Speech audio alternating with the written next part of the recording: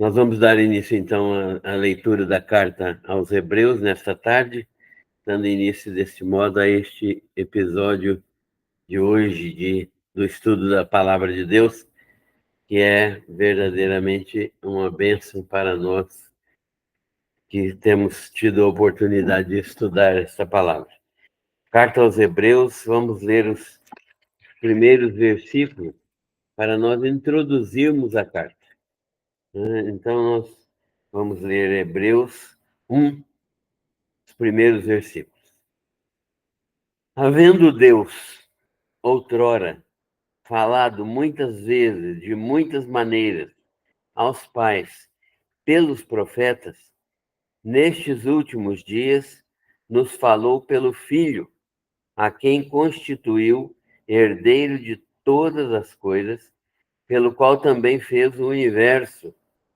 Ele, que é o resplendor da glória e a expressão exata do seu ser, sustentando todas as coisas pela palavra do seu poder, depois de ter feito a purificação dos pecados, assentou-se à destra da majestade nas alturas, tendo se tornado tão superior aos anjos, quanto herdou mais excelente nome do que eles. Temos lido esses 4 primeiros versículos que dão início, dão introdução à carta aos Hebreus, e nós vamos falar algumas coisas a respeito dessa carta nesta tarde, para entendermos melhor o que ela propõe, o que o autor, que é o próprio Espírito Santo, determinou para nós compreendermos a respeito da pessoa bendita de Jesus. Vamos orar. Senhor, nós te agradecemos por tua graça e nos permitir viver mais um dia na tua presença. Louvamos o teu nome pelo sustento da nossa vida e porque o Senhor tem sido o sustentáculo da nossa fé, tem dado a nós a convicção clara de todas as coisas espirituais que o Senhor revela na tua palavra. Nós louvamos o teu nome pelo cuidado do Senhor com as pessoas que têm participado dos estudos. Nós te louvamos pelas famílias que elas representam. Oramos pedindo que o Senhor misericordiosamente abençoe cada família que se faz representar neste momento, neste tempo de estudo. Que a graça do Senhor esteja abundantemente sobre a vida de cada um.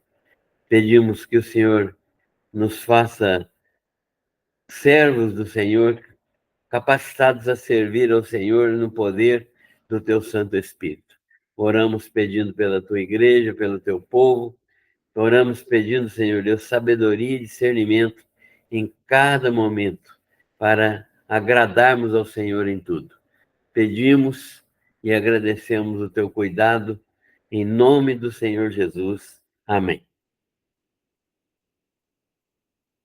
Então, estamos diante da carta aos Hebreus, uma carta que talvez muita gente não tenha estudado ainda, ou nem lido, ou talvez não tenha tido oportunidade de ouvir alguma coisa sobre essa carta. Mas essa carta é um escrito que o Espírito Santo deu por meio de uma pessoa. É a última mensagem de Deus ao judaísmo. Deus escreve esta mensagem, orienta o escritor a trazer essa última mensagem de Deus ao judaísmo, demonstrando quem é Jesus de fato e a sua obra característica, a sua obra completa, a sua obra perfeita de salvação, de redenção, e demonstrando assim a superioridade do sistema cristão sobre todas as todos os outros sistemas religiosos, sobretudo e principalmente sobre o judaísmo. Cristo é visto nessa carta como o autor de um novo concerto. Havia um velho concerto, havia uma velha aliança, a aliança que Deus fez com Moisés, com Abraão, Isaque, Jacó, e que confirmou com Moisés, e que estabeleceu a lei, que abençoou o povo de Israel durante sua trajetória por mais de 2000 anos, e até chegar Jesus, que seria o cumprimento perfeito de toda a lei e de todo o sistema religioso judaico, o sistema sacrificial judaico seria extinguido por Jesus, que seria verdadeiramente o seu fim, né? Jesus seria o fim de todo o sistema sacrificial. Mas o povo de Israel rejeitou. Então, Cristo é visto como o autor de um novo concerto. Esse novo concerto, que é o concerto da graça, em que as pessoas agora não estão mais sujeitas a se submeterem à obediência da lei para a salvação. Ou seja, fica evidente neste segundo concerto que a lei apontava apenas para a nossa necessidade de um Salvador e que ela jamais pôde nem poderá salvar a qualquer pessoa. Não há salvação por obediência à lei, porque a lei apenas revela a minha natureza pecaminosa, demonstra a minha incompetência em fazer o bem e mostra como eu necessito de um Salvador que me perdoe os pecados e remova a minha natureza pecaminosa para que eu seja uma nova criatura. É deste modo que a carta aos Hebreus vai falar deste mediador maravilhoso que é o Senhor Jesus Cristo, né? E vai mostrar o glorioso destino do ser humano. Como Deus tem preparado um glorioso destino para o ser humano. Nós que éramos merecedores, a nossa única chance, o nosso único, a nossa única possibilidade era o lago de fogo. E nós agora recebemos, pela graça de Deus, um novo coração, uma nova natureza, e somos agora um novo homem, uma nova mulher, uma nova raça em Cristo Jesus. De modo que, deste modo, a carta vai nos levar a estudar estas coisas. A carta vai nos levar a ver como Deus é maravilhoso em nos proporcionar esta bênção eterna, esta bênção de, de sermos filhos de Deus em Cristo Jesus. A carta, então, a carta aos Hebreus é, portanto, uma carta que foi dirigida aos judeus cristãos. O autor não menciona as pessoas a quem ele se dirige, mas, pela leitura da carta, nós podemos ver que ele a escreve aos judeus cristãos, aqueles judeus que se converteram ao Senhor Jesus Cristo por meio da pregação ou do próprio Jesus ou dos apóstolos, né? E a carta foi dirigida, então, a estes cristãos judeus. O autor não menciona as pessoas, mas nós podemos deduzir, por leitura da carta, que é para essas pessoas. O teor da carta, entretanto, né, é um teor que demonstra que os judeus são o povo que, que recebe essa carta. Essa carta é endereçada, então, aos judeus que vivem fora da Palestina. E a carta discute a relação entre Cristo e o sacerdócio levítico, né? Os judeus estavam acostumados a, ao sacerdócio levítico, que era a apresentação pelo sacerdote de sacrifícios, segundo demandava a lei dada por Deus no Monte Sinai, e o autor, então, mostra isso, né? Que o teor da carta se dirige aos judeus porque discute essa relação entre Cristo e o sacerdócio levítico. Ou seja, há um sacerdócio levítico, houve um sacerdócio levítico, e agora Jesus Cristo vem como o sumo sacerdote. Ele é um sacerdote substituto, ou ele é um sacerdote que vem ocupar o lugar do sacerdócio temporário. Jesus não é na verdade, ele não é um substituto, no sentido secundário da palavra, né? Que ele vem para ser um quebra-galho. Não, ele vai substituir definitivamente um sacerdócio temporário, porque o sacerdócio de Cristo é permanente. Então, esse sacerdócio permanente, ele está no céu hoje como nosso sacerdote, é o sacerdócio do Senhor Jesus Cristo. E é discutida, então, essa relação entre o sacerdócio de Cristo e o sacerdócio levítico. E o autor também mostra os sacrifícios realizados no templo de Jerusalém, que esses sacrifícios realizados no templo de Jerusalém são sacrifícios que são incompletos, né? No sentido de que eles não são perfeitos, não são, não são permanentes e são temporários. Portanto, eles não são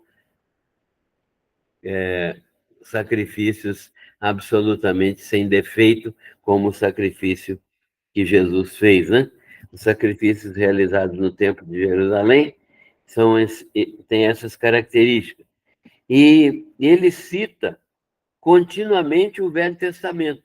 O autor cita o Velho Testamento, especialmente a versão grega do Velho Testamento. O Velho Testamento foi escrito em hebraico originalmente, mas tem uma tradução de cerca de 200 anos antes de Cristo, que é a tradução dos 70, né? Ou a Septuaginta, que é uma tradução para o grego. E essa tradução é citada com frequência no livro de Hebreus. E Jesus estudou, conhecia bem esta versão da Bíblia, né? Essa tradução dos 70. E em apoio à sua argumentação, esse autor escreve utilizando as referências da Septuaginta. Então, ele tem uma opinião geralmente a respeito daquilo que a Septuaginta apresenta, fundamentada na palavra de Deus, no Velho Testamento hebraico, mas com a tradução da Septuaginta. Há uma opinião geralmente aceita de que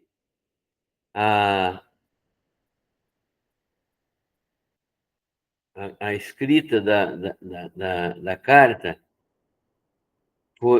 foi aos crentes judeus que moravam e que aguardavam ainda o Messias, que moravam fora da Palestina e que aguardavam ainda o Messias. E inicialmente pensou-se que a carta seria de autoria paulina.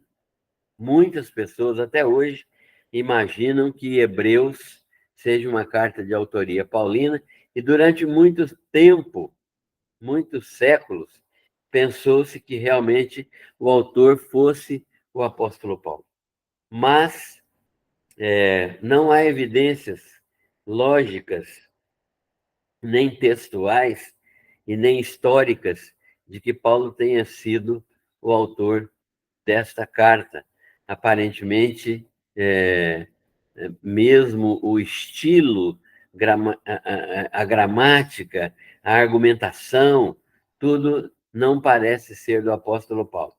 Alguns autores, alguns estudiosos entendem que talvez Paulo tenha escrito a carta em grego, em hebraico, e Lucas, o médico amado de Paulo, né, tenha escrito, feito uma versão para o grego, já que no nosso Novo Testamento original, a carta aparece num grego clássico, que é característica de Lucas, né? Então, parece que isso é algo que pode ser discutido, mas isso não tem tanta importância para nós, né? Porque, inicialmente, nós sabemos que a palavra é a palavra de Deus, e Deus é que orientou e destinou essa palavra para chegar até nós. Inicialmente, então, pensou-se que a carta era de autoria de Paulo, mas surgiram muitos outros nomes, né? Outros entendiam que esta carta teria sido escrita por Barnabé ou Clemente de Roma, e muitas o Clemente de Roma teria escrito essa carta também por volta do início do segundo século, e então pensava-se ter sido escrita por outros autores e escrita em hebraico e traduzida para o grego, né? O grego de Lucas. Paulo também, Paulo não, Apolo, também foi levantado, foi aventada a hipótese de ser Apolo, Filipe, Lucas, Silas, Priscila, Epáfras, Clemente de Roma, são outros nomes que se levantaram, que foram apresentados como possíveis autores desta carta. Mas, na verdade, o autor fundamental dessa carta, o principal autor dessa carta, e o único autor dessa carta, é o Espírito Santo de Deus, que inspirou o autor, que nós não conhecemos, mas Deus sabe quem é, para escrever esta carta que ficou no nosso cânon bíblico, né? nesse conjunto de livros inspirados pelo Espírito Santo e que serve para nós como palavra viva de Deus. Então, apesar das dificuldades apresentadas quanto à autoria, muitos creem que o autor ainda é a Paulo, por causa dos pensamentos, dos argumentos e daquilo que está presente na carta e que parecem com os pensamentos e argumentos do apóstolo Paulo. Muito bem. Deste modo, então, nós vemos que a carta foi escrita provavelmente antes do ano 70. Por que é importante pensar nesta carta como escrita antes do ano 70? porque no ano 70, conforme Jesus tinha profetizado, em Mateus 24, 25, houve uma destruição de Jerusalém. E destruição de Jerusalém que levou a efeito a destruição não só da cidade, mas também do templo, e com isso todo o sistema sacrificial hebraico, todo o sistema sacrificial hebraico foi desmanchado. A partir dali, o judaísmo praticamente se findou, né? O judaísmo conhecido no tempo de Jesus. Então, a carta foi escrita provavelmente entre os anos 62, 64 até 70 antes de Cristo, depois de Cristo, mas antes da destruição de Jerusalém. E a carta pode ter sido escrita também em Roma, na Itália, conforme algumas pessoas pensam, e conforme um texto particular da carta, no capítulo 13, fala, né? E Timóteo estava com Paulo neste período, e pode ter sido Paulo o autor. Ele havia estado com Paulo em Jerusalém, e de onde o acompanhou para Roma. E ele acabara de ser solto de uma prisão e planejava enviar de volta, Paulo planejava enviar de volta a Timóteo e para a região do Oriente, e ele, então, estava esperando que isso aconteceria em breve. Então, Paulo e Timóteo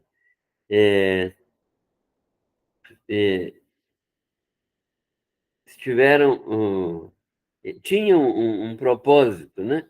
Tiveram o mesmo propósito, voltar a Jerusalém, e ali os líderes a quem a carta se dirigia eram amigos de Paulo, e a carta veio a ser escrita ao mesmo tempo da carta aos Filipenses.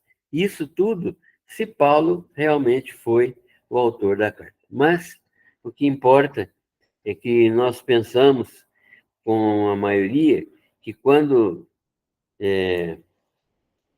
essa carta foi escrita, havia uma necessidade muito grande de consolo por parte dos irmãos judeus, porque Tiago, irmão de João e primo de Jesus, havia sido morto por Herodes, né? Nós temos alguns Tiagos, né? Alguns Tiagos na Bíblia, no, alguns Tiagos que se manifestam na Bíblia. E só no relacionamento com Jesus, nós tínhamos três Tiagos. Tiago menor, Tiago, irmão de João, e o Tiago, irmão de Jesus, né, meio irmão de Jesus, filho de Maria e de José, mas, portanto, meio irmão de Jesus, já que José não é o pai de Jesus, e que se converteu depois da ressurreição de Jesus. Então, esta situação de morte desse Tiago deixou a igreja meio sem pastoreio. E a igreja judaica ficou um pouco sem pastoreio. E Paulo, então, escreveu, ou o autor da carta, né, escreveu a carta a fim de ajudar os líderes a lidarem com essa situação e a fortalecerem o rebanho durante o tempo terrível de perseguição que eles vieram a passar. A igreja de Jerusalém foi muito perseguida e houve até uma diáspora. O que é a diáspora? A diáspora é uma dispersão, não é? Um afastamento para outros lugares, uma fuga para outros lugares, para outras regiões, escapando da perseguição. A diáspora judaica, a diáspora palestínica, é essa diáspora que fez com que judeus dali daquela região perseguida saíssem para muitas outras regiões para escaparem com vida, para não morrerem nas perseguições. Então, nós encontramos isso e pode ter sido, o autor pode ter escrito esta carta para ajudar esses crentes na hora da perseguição. E uma pergunta para nós, né? Se nós tivéssemos perseguição hoje no país, no Brasil, qual seria a ajuda que nós teríamos?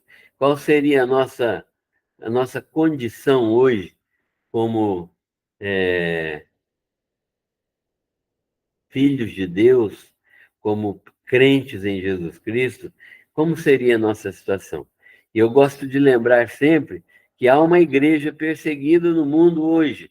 Nossos irmãos cristãos que estão morrendo em vários lugares deste mundo. Agora, neste momento, há cristãos morrendo por causa do Evangelho de Jesus Cristo. Então, nós precisamos também avaliar, né, qual que é a nossa posição.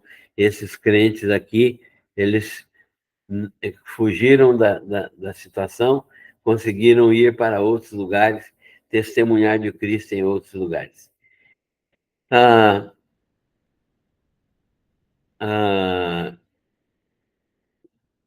omissão do nome de Paulo nessa carta dos Hebreus seria, então, se ele realmente escreveu esta carta, seria para que ele não fosse rejeitado, né? Porque Paulo tinha sido perseguidor da igreja, e para que ele não fosse rejeitado, para que a carta não fosse rejeitada, então ele pode ter omitido o seu nome para que evitasse qualquer tipo de reação negativa à mensagem da carta que deveria ser lida nas igrejas. Essa carta, como todas as outras, né, da Bíblia, elas foram feitas para ser lidas nas igrejas. Aliás, é um costume que nós deveríamos adotar, né? Ler as cartas de Paulo, as cartas de Pedro, de João, de Tiago, de Judas, ler essas cartas na igreja, porque são palavras do Espírito Santo às igrejas. E essa é uma das razões porque nós aprendemos e gostamos de estudar as cartas, né? Gostamos de estudar as cartas.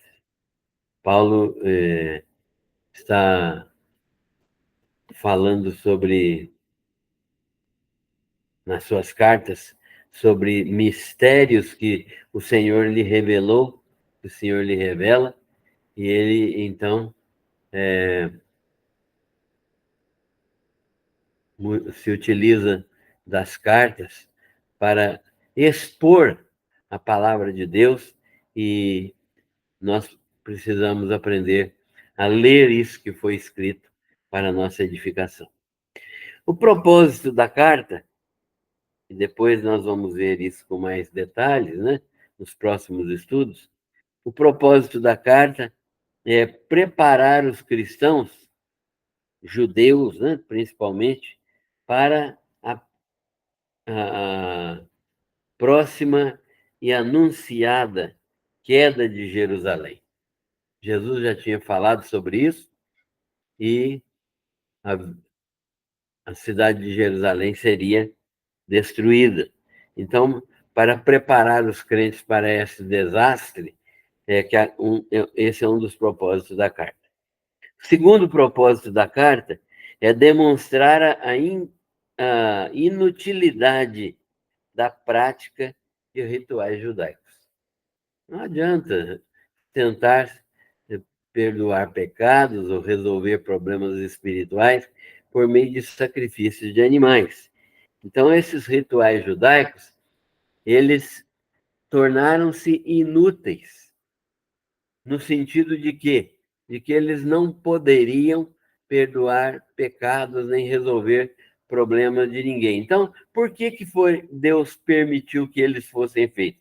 É porque quando eles estavam sendo praticados, quando uma pessoa escolhia um animal para oferecer esse animal a Deus em holocausto, ou seja, matar, degolar o animal, oferecer o sangue e queimar o animal diante de Deus, ele estava dizendo com esta atitude que ele acreditava firmemente que era um pecador, que ele deveria estar morrendo diante de Deus e que aquele animalzinho que estava sendo morto, ou um animal maior que estava sendo morto, o representava diante de Deus, né? Mas o problema não era o animal, o problema é o pecador. E que aquele animal apontava para o Redentor real, para o Redentor claro, evidente, para o Redentor programado, planejado por Deus, que era o próprio Senhor Jesus Cristo. Então, era este o objetivo, né, de que o sacrifício de animais tinha. Então, a carta vem para demonstrar a inutilidade da prática dos rituais judaicos. Não, hoje, depois da morte de Cristo, esses rituais perderam completamente o seu valor, inclusive o seu valor representativo e figurativo, né? Então, porque na verdade esses animais representavam, eram figura daquilo que Jesus faria na cruz do Calvário. Terceiro propósito da carta: revelar a perfeição, completude, né?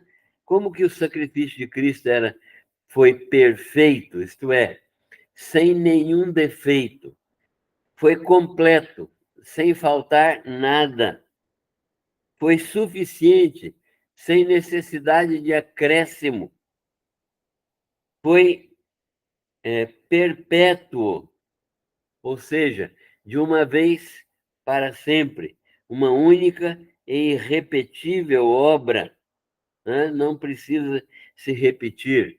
É uma obra de Cristo que, é, é, que vive para sempre.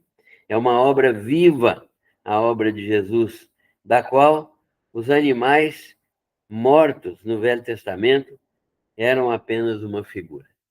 E é importante lembrar esse fato, que o sacrifício de Cristo é irrepetível, porque nós sabemos que há um sistema religioso que propõe que cada dia seja repetido o sacrifício de Cristo. A teologia da missa católica é uma teologia que fala e ensina exatamente isso, né? Que a missa é a repetição do sacrifício de Cristo. O sacrifício de Cristo é irrepetível. Por quê? Porque ele é perfeito, cabal, suficiente, completo, perfeito em todos os seus aspectos. E terceiro, então, é revelar essa perfeição, completude, suficiência, perpetuidade do sacrifício de Cristo. Quarto propósito da carta: explicar que outras escrituras, como, por exemplo, Romanos, tratam da relação do rei com seu reino universal. Então, há algumas outras escrituras que tratam da relação de Jesus Cristo, Senhor e Rei, com o seu reino universal, seu domínio sobre todas as coisas. E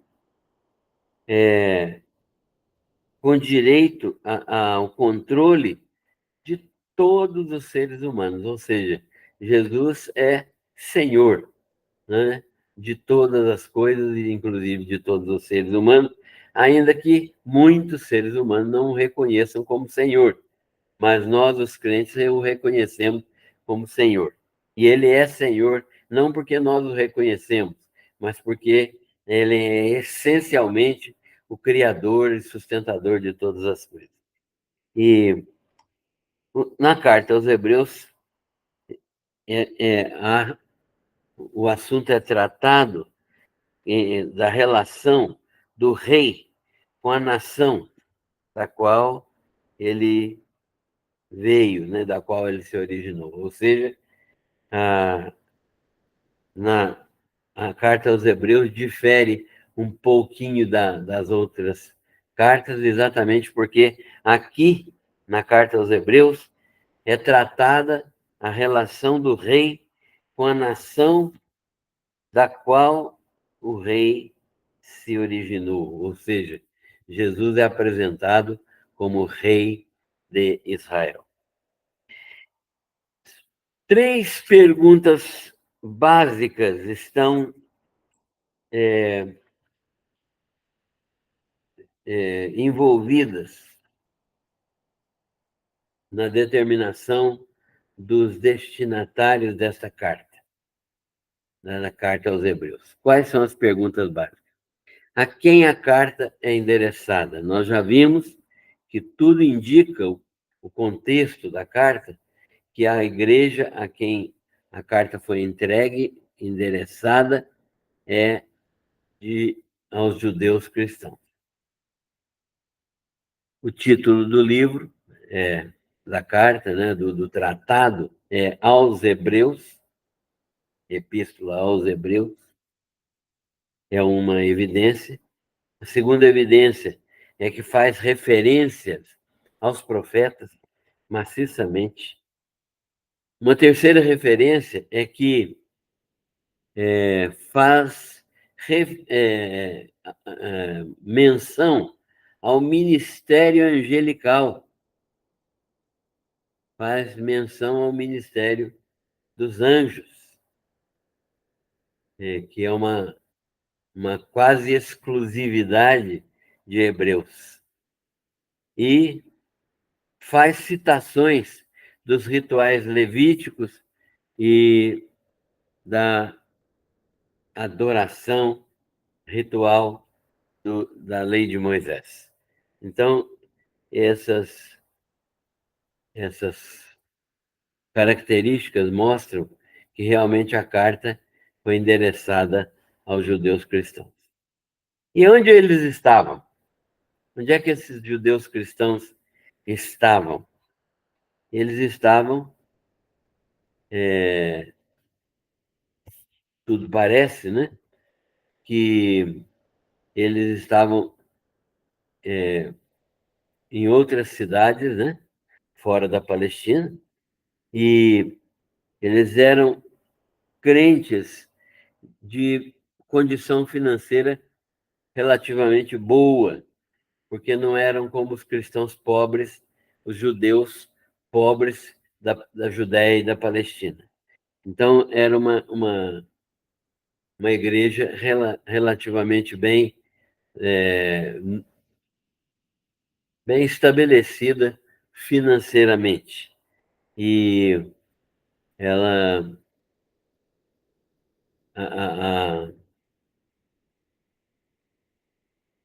ela não era uma igreja de pobreza, né?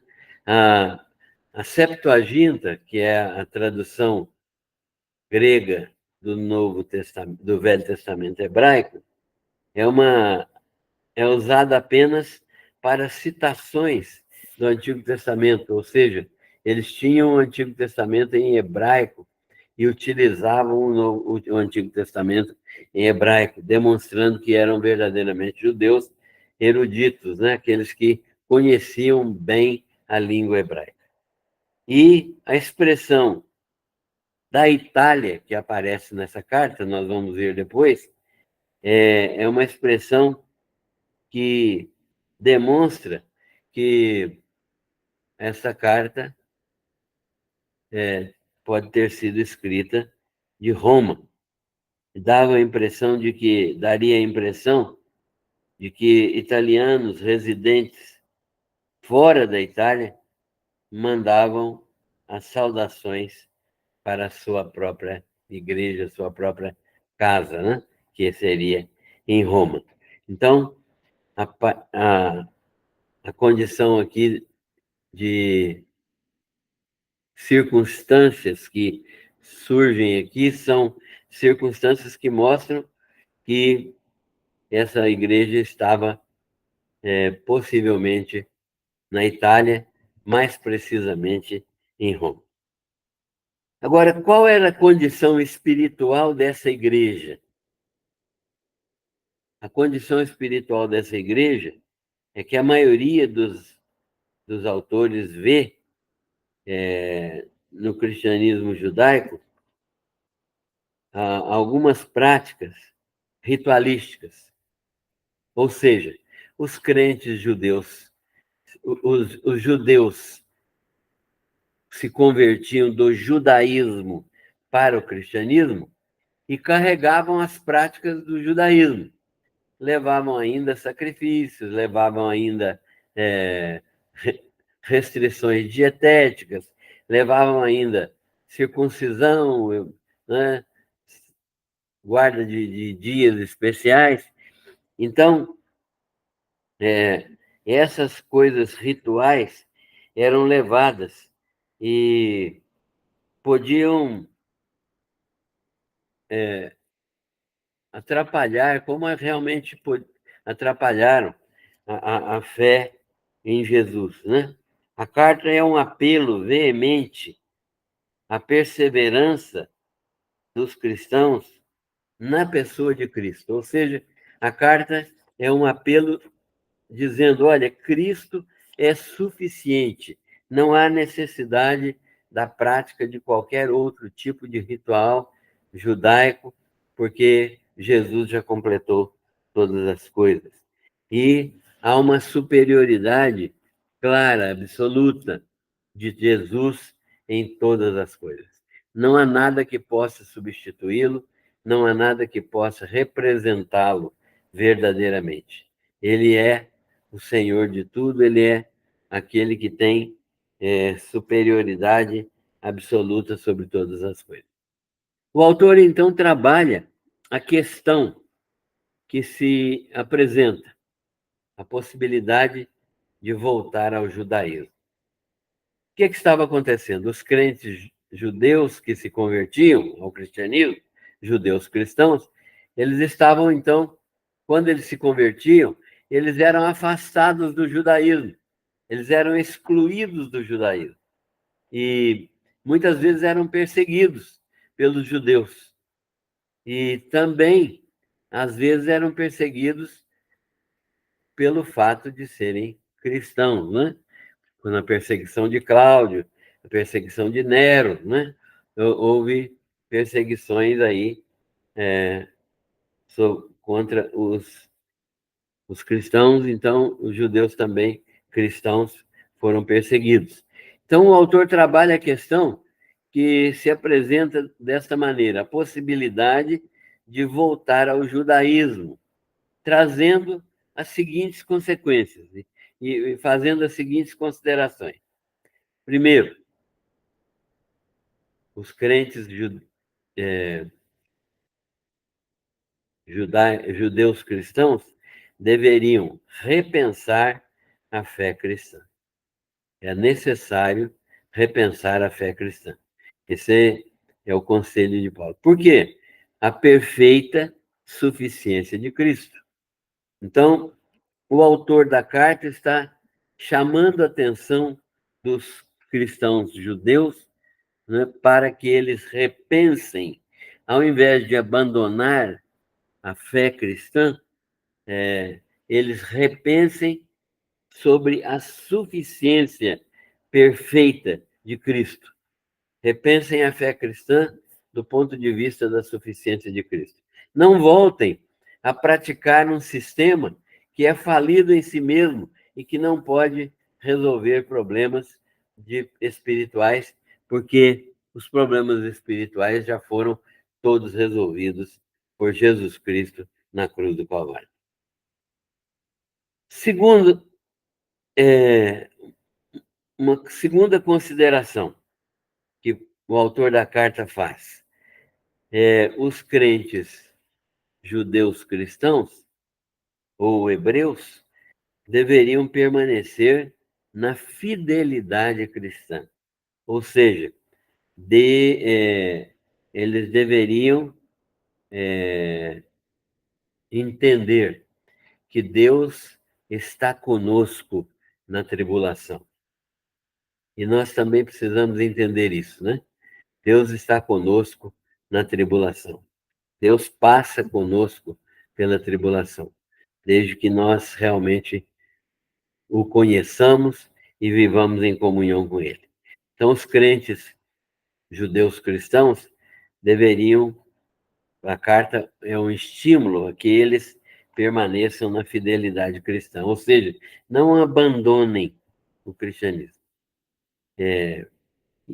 A terceira consideração que o autor faz é que esses crentes deveriam persistir na busca do crescimento espiritual. Eles não deviam ficar parados no tempo e no espaço. Há uma crítica na carta que demonstra que eles pararam de crescer. E, por causa disso, o autor fala, olha, vocês precisam continuar crescendo. Jesus Cristo é o nosso alvo. Jesus Cristo é aquele em quem nós devemos nos fixar para chegarmos até a sua estatura espiritual.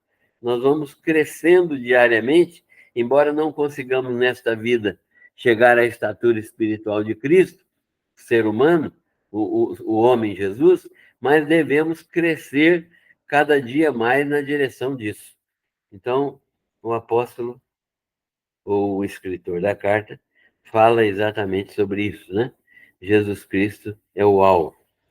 Uma quarta consideração que o autor faz é que eles deveriam permanecer na comunhão com os irmãos. Irmãos, isso aqui é muito importante. O autor fala não abandonando a congregação. Por quê? Porque a congregação, a igreja, o corpo de Cristo é fundamental para o fortalecimento da nossa fé e o crescimento espiritual nosso. Nós não podemos deixar de congregar. A congregação é o lugar onde o corpo se reúne e o corpo de Cristo está se reunindo ali para ter crescimento, para ter desenvolvimento espiritual. Então, ele fala, permaneçam na comunhão com os irmãos, mostrando o valor e a necessidade de congregar. E uma quinta consideração é que nós somos chamados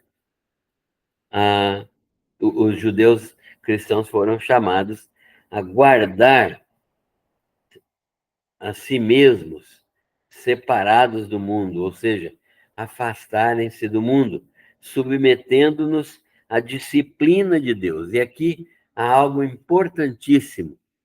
Deus disciplina o filho a quem ama. Esse é o texto de Hebreus 12, mostrando que verdadeiramente Deus deseja o nosso crescimento e Ele usa para nosso crescimento a disciplina. E a disciplina implica em passarmos por provações. Então, o cristianismo, não existe cristianismo sem provação, né? Não existe. Nós somos provados por Deus para crescimento espiritual, desenvolvimento da nossa fé. Então, isso é um resumo da introdução aos Hebreus, né? E nós vamos concluir mostrando que a carta é uma palavra de exortação, uma palavra de encorajamento aos crentes que estão passando por perseguições. Eles tinham ouvido o evangelho por meio de apóstolos e tinham interesses no santuário, no sistema sacrificial e no próprio sacrifício. O autor da carta vai demonstrar que tudo isso é passageiro, tudo isso é temporário, tudo isso é provisório, provisório. E o permanente verdadeiramente é Jesus. Perseguidos pelos judeus, esses cristãos judeus, né? Perseguidos pelos judeus, eles foram expulsos das instituições judaicas e permaneceram em perigo de apostasia no cristianismo, né? Abandono da fé em Jesus. Então, eles passaram por transição muito intensa, né, na liderança da igreja, e eles tinham necessidade de serem ajudados. Por isso o apóstolo, ou o autor da carta, escreveu esta carta para ajudá-los a passar por essas situações, né? Perseguição do lado dos judeus e ameaça de apostasia do lado cristão. E esses destinatários, portanto, receberam esta carta, certamente eles leram, e nós temos algumas aplicações que devemos fazer ainda agora, antes de terminar. A primeira delas é que Deus fala. Essa carta é impressionante porque ela começa assim: havendo Deus outrora falado. Deus fala. Nós precisamos de redescobrir esse tempo, neste tempo, aquilo que Deus faz. E Deus fala. Ou seja, nós só conhecemos de Deus aquilo que ele revela. Se Deus não se revelasse, nós não conheceríamos nada dele. Não é possível conhecer a Deus sem a sua revelação. Ninguém conhece a Deus sem conhecer a sua revelação. E a sua revelação máxima é Jesus. Não há possibilidade de conhecer a Deus sem conhecer Jesus. Então, nós temos aí o evangelho natural, que Paulo cita, né? Paulo cita aos Romanos, o evangelho natural, as coisas que declaram a glória de Deus, a natureza, o próprio céu, as estrelas, mas isso não é suficiente. Eles demonstram a existência de Deus, mas isso só não é suficiente como revelação do caráter e do propósito de Deus. Mas nós temos a palavra escrita. A palavra escrita veio, né, desde Moisés, Deus mandou que a palavra fosse escrita. E essa palavra escrita também fala de Deus.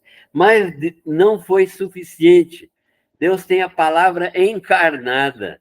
O Verbo se fez carne e habitou entre nós, né? A palavra se encarnou, né? A palavra criadora, poderosa, o Verbo eterno, que é Jesus, se encarnou e veio a este mundo como a palavra encarnada. E hoje nós vivemos e testemunhamos a palavra vivida. Nós vivemos hoje a palavra de Deus. Devemos viver. Hoje, o quinto evangelho somos nós, que devemos viver a palavra de Deus. Outra aplicação, e aí é uma pergunta, né? Se você tem sido o quinto evangelho, as pessoas estão lendo o evangelho na sua vida?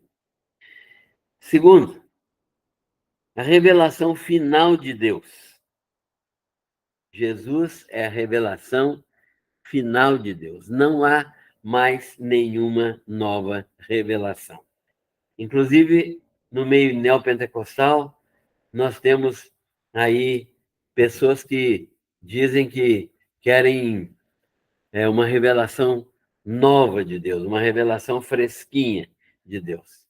Não há revelação nova, tudo já foi revelado perfeitamente, plenamente em Jesus e na sua palavra.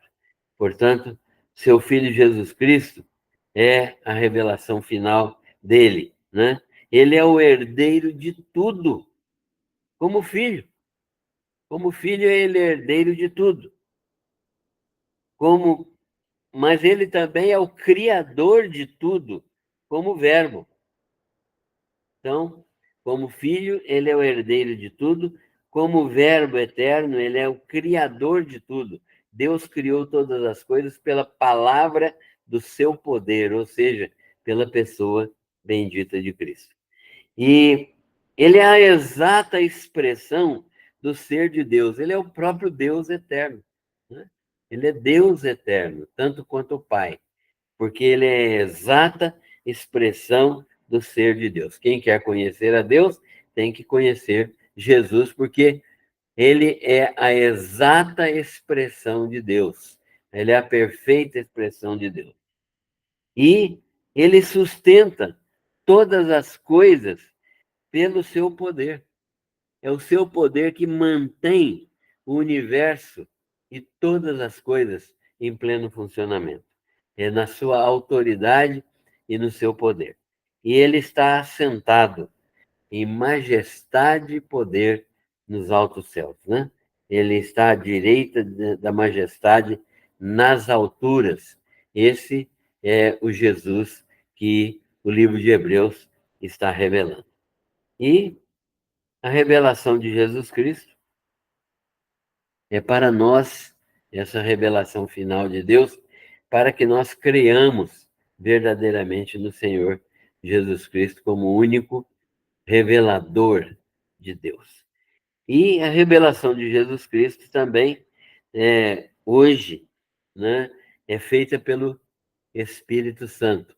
Jesus disse que ele daria o Espírito Santo, ele e o Pai dariam o Espírito Santo, que é Deus eterno também, para fazer-nos conhecer toda a verdade.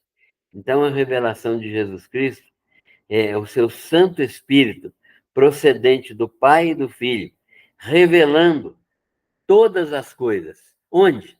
Na palavra. Na palavra. O Espírito Santo trabalha associado, aliado, inspirando, iluminando, revelando a palavra de Deus a nós. Não há revelação nova no sentido de que não há verdade nova a ser revelada, mas há revelação, uma revelação secundária, vamos dizer assim, que é o Espírito Santo fazendo-nos compreender aquilo que já foi revelado pelo Pai, pelo mesmo Espírito. Então, nós precisamos, ao estudar a palavra de Deus, pedir essa revelação, aquilo que o Espírito Santo faz, e que é chamado teologicamente de iluminação, né? Para compreendermos a palavra de Deus. Nós temos essa rápida introdução do livro de Hebreus, da carta aos Hebreus, e se Deus nos permitir, semana que vem nós vamos dar continuidade aí, detalhadamente, estudarmos aquilo que está revelado, demonstrado neste livro para nós, né? O Senhor nos abençoe.